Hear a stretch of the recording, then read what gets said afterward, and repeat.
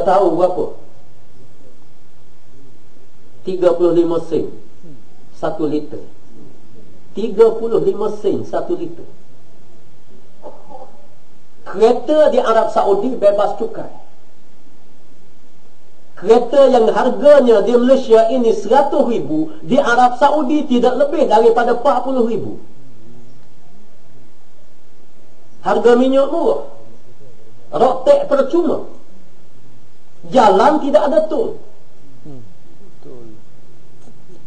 Pendapatan rakyat pula, pendapatan rakyat yang diisytihar oleh Raja Abdullah yang terbaru-baru ini, semua kaki tangan kerajaan dan penjawat-jawatan kerajaan diangkat gaji 100%.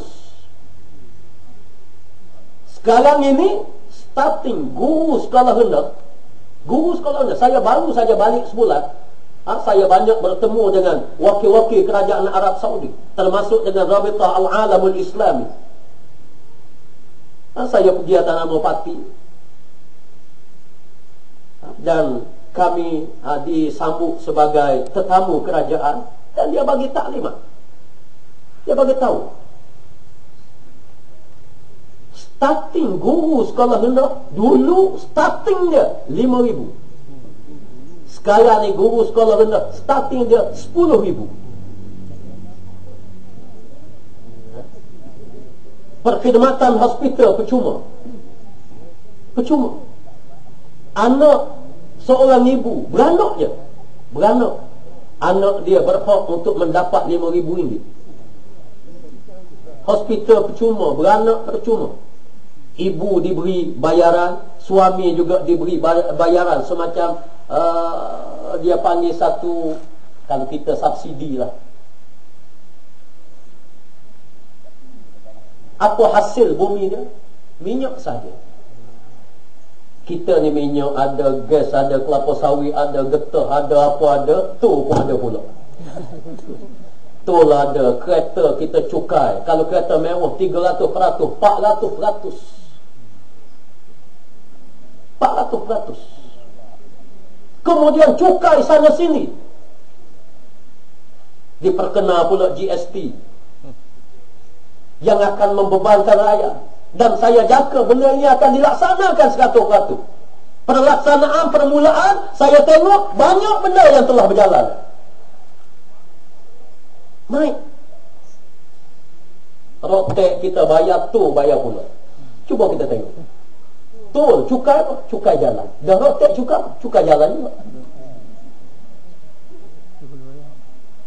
Sebab tu saya nak sebut kepada orang Melayu, orang Cina, orang India yang duduk di balik pulau ini, apa rugi kalau dia pilih Pakatan Rakyat untuk memerintah negara kita? Apa rugi? Yang sudah pasti kita sebut di dalam manifesto, dan sekarang ini kita sedang garis manifesto bersama. Yang pasti sekarang ini yang telah kita putus, perubatan percuma dalam negara kita.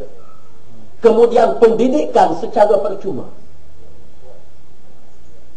Nak belajar daripada tadika, daripada pasti, naik sampai PhD, akan dibiayai oleh kerajaan secara percuma. Apa rugi? Kerajaan yang memerintah, dia akan jadi jauh lebih telus daripada UMNO dan Barisan Nasional. Bukti dia, sebagaimana yang muslimin dan muslimat, saudara dan saudari tengok pada hari ini, apa yang kita buat di Kelantan, apa yang kita buat di Kedah, apa yang kita buat di Pulau Pinang. Di Pulau Pinang ini, pemerintahan Pakatan Rakyat, saya nak tanya, apa yang kita rugi? Kalau UMNO dia boleh sebutlah rugi. Sebab dulu dia boleh projek, sekarang ni tak boleh projek barangkali. Tapi cuba kita fikir dengan akal yang waras. Akal yang waras. Apa benda yang merugikan rakyat? Ini dalam suasana Pulau Pinang baik, Kedah baik, Selangor baik. Kita mempunyai kuasa yang amat-amat terbatas. Kita tidak mempunyai kuasa yang membabitkan polis, yang membabitkan tentera, yang membabitkan penjara. Kalau ada, kita ada kerajaan tempatan. Itu saja. Ini pun kita boleh membantu rakyat dengan baik. Saya ada pengalaman juga memerintah negeri Terengganu dulu. Waktu jadi YB di Terengganu dulu, kita dikepung begitu rupa, kita disekak macam-macam, royalty dirompok. Alhamdulillah, kita berjaya meluluskan tanah kepada rakyat lebih daripada 400,000 luk. Tapi kezaliman UMNO ini, mereka bayar kepada rakyat, mereka buat macam-macam. Umur kerajaan negeri Terengganu yang kita mereka tidak pandang di waktu itu. Tapi hari ini kebangkitan semula berlaku. Saya jangka pilihan raya ke-13, Terengganu insya-Allah akan jatuh ke tangan Pakatan Rakyat balik. Perkembangan yang cukup menarik. Dalam televisyen, saudara-saudara pun tahu, timbalan Perdana Menteri pergi ke Setiu, di-pull out oleh wakil rakyat UMNO sendiri. Pertelengkahan dalaman berlaku yang begitu teruk, yang menjejaskan rakyat. Pembangunan dalam negeri Terengganu hampir tidak ada sekarang. Ada apa? Dulu kalau ada pun tak jadi apa, buat stadium runtuh, buat stesen sembah runtuh, buat masjid runtuh. Yang besi sepatutnya digunakan 10,000 batang, diguna 8,000 saja. Kos dituntut 10,000. Yang sepatutnya besi dia tebal sekian, diguna besi yang nipis. Sepatutnya dia punya kualiti dia sekian, yang ditentukan oleh engineer, dia guna yang lain. Bila runtuh, Mak Said, Menteri Besar yang baru ni, dia panggil balik. Rupanya dia panjang cerita buat stadium. Pernah dia ambil arkitek daripada Korea, mari. Kemudian arkitek ni, barangkali orang Korea ni dia bagus, dia tak suka rasuah, dia tak suka benda macam ni. Bila dikelilingi oleh kaki-kaki penyangak ini, mereka membatalkan hasrat, dia balik. Dia tak nak buat. Ini cerita dia. Lalu bila runtuh ni, orang lain buat runtuh, Mas Zaid ni pandai juga, dia nak marah haji dia panggil balik dia ni. Arkitek ni kata, kalau besi yang ada, ya dia gicek yang runtuh ni, dia kata tempoh runtuh ni lambat, sepatutnya runtuh awal lagi. Ini dahsyat. Berlaku negeri Terengganu, dahsyat.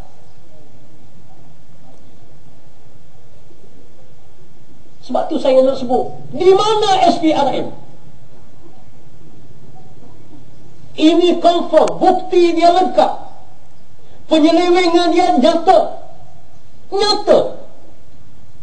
Boleh dibilang SPRM, boleh dibilang berapa batang besi begini-begini. Pergi tengok dia punya plan macam mana, plan engineer macam mana, tengok bilang besi macam mana, dia punya kualiti besi macam mana, dalam plan yang buat macam mana. Bila-bila masa boleh tangkap kontraktor. Tapi oleh kerana galang kepada kontraktor adalah Menteri Besar sendiri, maka SPRM tak berani nak bertindak apa. Tahap dia bukan macam pemimpin di Jepun, bukan macam pemimpin di Singapura, bukan.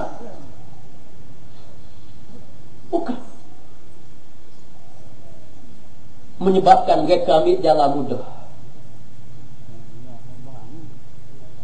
Naik harga gula, dapat duit mudah. Ini pemimpin yang saya nak istilah sebagai pemimpin yang bangkrut, pemimpin yang memang akal mereka tak boleh nak pergi. Sepatutnya bukan rakyat yang jadi mangsa benda ini. Fikirlah cara lain. Kena dulu. Fikir cara lain. Ini dok naik harga gula, naik harga minyak, naik cukai sana, naik cukai sini. Sama neko. Saya tak nak salah kepada pasukan polis. Pasukan polis ini dia laksanakan tugas. Saya nak salahkan UMNO dan Barisan Nasional. Buat satu undang-undang, mereka tak fikir apa resiko dia. Saya baru ni nak sambung rotek kereta. Tengok-tengok blok. Tengok senarai sama neko. Gak kereta saya ni macam wakaf. Orang terdesak, ustaz nak kereta, ambil. Orang sana naik, orang sini. Kita pun tak ingat tarikh ini. Siapa pinjam kita tak tahu. Tanya nak bayar roket, tengok-tengok sama neko berjujuk.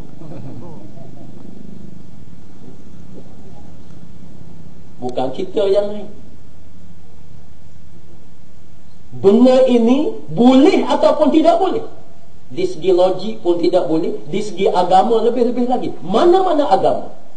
Agama Hindu pun kata tak boleh. Agama Buddha pun mengatakan ini penipuan, penindasan. Sebab itu kita ambil satu sikap dalam parti kita. Kita akan boykot benda ini. Kemudian kita akan buat roadshow bagi kesedaran kepada rakyat. Dan di Perak saya ucap syabas.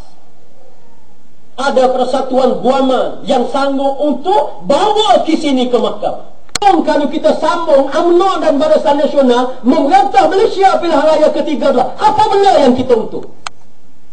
Tak ada. Pilihan raya dalam negara kita ni, dia ada 13, dia ada 14, dia ada 15. Hatta saya nak sebut pada malam ini, saya nak ajak dengan penuh keinsafan. Kita tukarlah kerajaan Malaysia ini pilihan raya ke-13. Kalau kita tengok Pakatan Rakyat ini, pemerintah tak baik, ekonomi tidak naik di Malaysia, pilihan raya 14, kamu tukar ambil balik UMNO Barisan Nasional. Saya berani cabar. Sebab kita yakin kalau kita pegang negara, kita akan dapat bentuk Malaysia sebuah negara maju, negara yang disegani di mata dunia. Dan rakyat akan memperolehi kebajikan yang banyak. Kaum yang ada dalam negara kita akan terjamin. Akan terjamin. Saya nak bagi jaminan. Akan terjamin. Sebab biasanya orang takut pada PAS yang diburuk oleh UMNO. Dan saya nak sebut PAS kalau dia memerintah, kalau dia memerintah dengan Islam, orang PAS tak utuh sikit. Tak ada benda. Kita buat sistem kehakiman yang adil. Bukan menguntungkan orang PAS saja, menguntungkan semua. Kita bentuk sistem pendidikan yang baik. Bukan menguntungkan PAS, menguntungkan semua. Sistem kebajikan kepada masyarakat akan memberi keuntungan kepada semua.